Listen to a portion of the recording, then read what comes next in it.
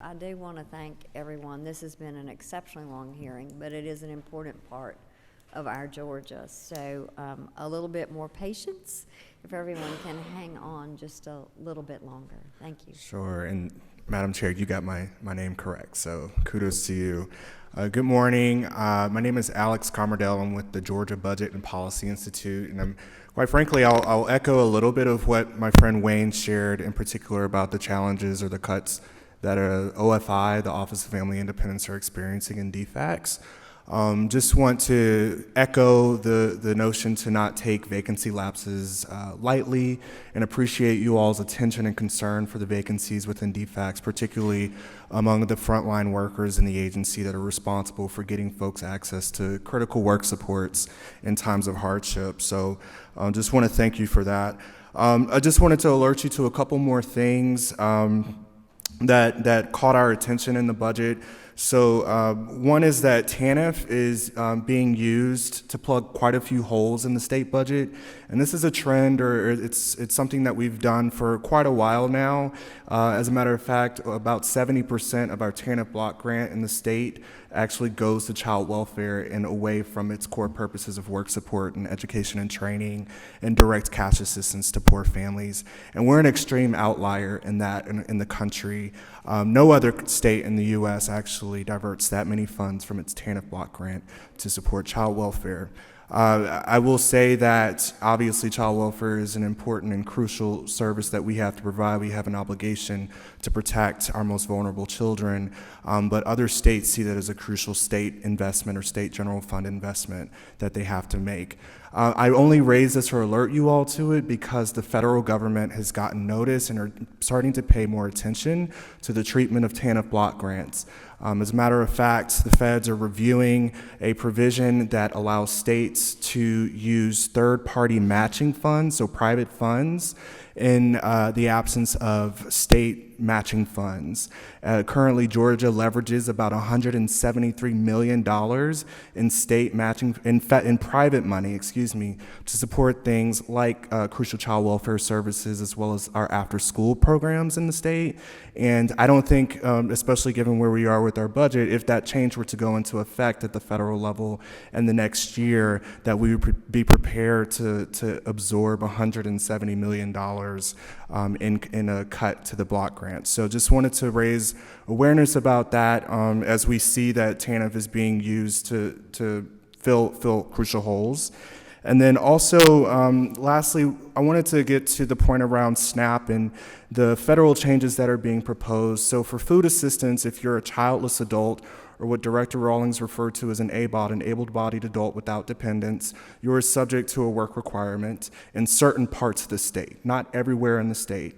But over the years since the recession, the state has moved to include more and more counties in that work requirement, in that work rule, which means that if you are a childless adult and you want to use food assistance, then you have to find a job within 3 months or less of starting to receive food assistance.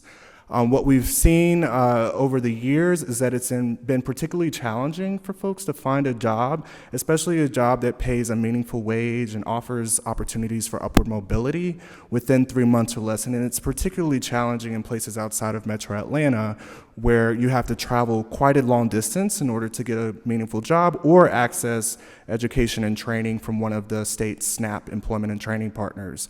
Whenever the rule was starting to move forward into effect a few years ago, the state agency, DFACS, actually submitted public comment arguing that one of the difficulties they have with meeting their outcomes in SNAP employment and training is the lack of adequate transportation in rural areas.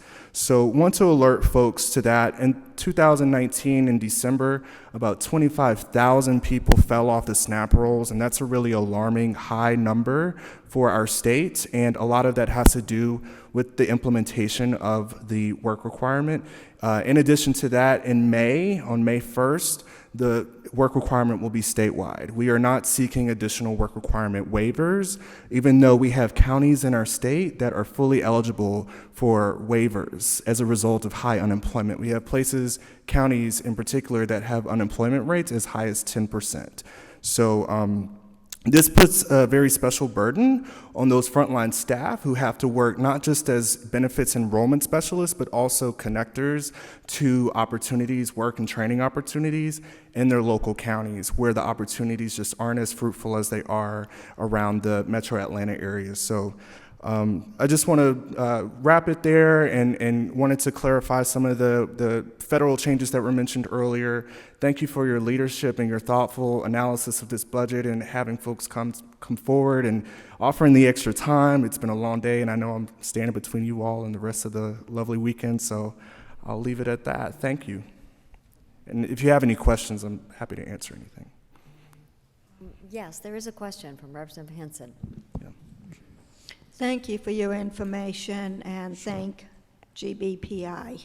Sure. You're an incredible source Sure. of Thank you. information. How many people do you feel are impacted by this 3-month work requirement? And secondly, on the work requirement, is it full-time or part-time? Sure. So in 2017, 120,000 people in Georgia were subject to the ABOD work requirement. At the end of 2019, or roughly now, it's about 50,000. So we've sliced the number in half, or more than half, by about 60%. And again, that's because more and more counties have been added to the list of places where you're subject to that work rule. In terms of the hours, you have to meet a minimum of 80 work hours in a month, so about 20 hours a week. So part-time being the minimum there. I have a follow-up. Sure. About folks who have disabilities and are getting SSI. Sure. Are they able to get food stamps, or do they have to meet a work requirement? Sure. There are exemptions for people with physical impairments and diverse abilities. I think one of the challenges is that we have not developed a system that fully captures non-visible disabilities in the workforce. But yes, to answer your question, they are getting access to food assistance, and there are exemptions for folks with disabilities in the work requirement.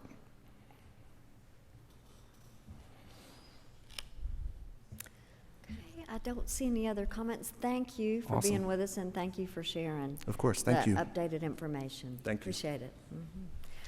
All right, to all of you that have been here with us for, I think, a record-breaking, can I count? Is that like 4 hours? Yeah, very important though, y'all. Not only what we heard from our agencies, but from individuals' lives who are genuinely impacted by the dollars that we are considering right now. So I hope everyone does go somewhere and have a very happy Valentine's Day, and we will adjourn today's meeting of the Human Resources Appropriations Subcommittee. Thank you.